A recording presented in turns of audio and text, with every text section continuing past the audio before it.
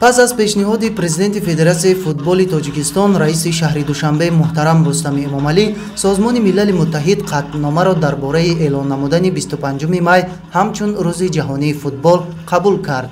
اکنون همساله این سنه فرخنده را تمام دوستداران فوتبال با یک شکوه خاصه و برگزاری چهاربینی‌های مختلف تجلیل می‌کنند.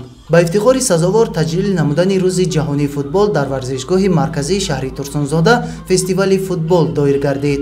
فستیوال با اشتراک جوانان و نورسان شهر در فضای دوستی و تنظیم و آسایشتگی با نمایش مشق و تمرین‌ها برگزار شد. قید گردید که با تجلیل روز جهانی فوتبال دوستداران این نمود ورزش به هم می‌آیند و نقش فوتبال را در تحکیم صلح، همدیگر فهمی و طرز حیات سالم بیشتر می‌گرداند. در رابطه با این یک قطار مربیان فوتبال و بازیگران دستوی شهر با سپاسنامه و تحفه‌های خاطروی سرفراز گردانیده شدند.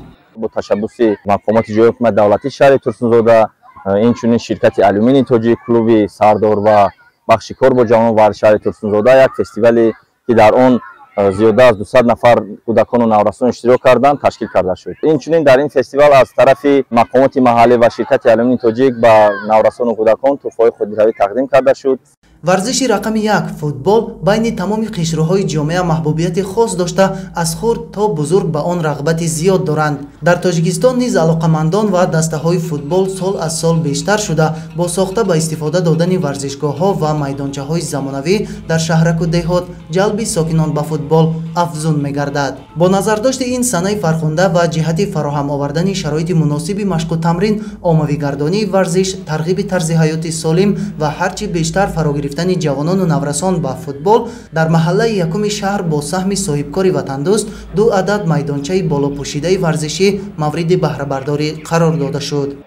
باعث افتخار است که امروز در تمام جهان روز جهانی فوتبال را جشن میگیرند و در شهر ترسونزاده نیز چهاربینی ورزشی و عمومی فرهنگی به روز بخشیده به روز جهانی فوتبال دایر گردیده ایستاده است و از جانب مقامات اجرایی حکومت دولتی شهر ترسونزاده با دستگیری صاحبکاران محلی 2 انشاءات زمانوی ورزشی فوتبال امروز مورد بهره برداری قرار داده شد.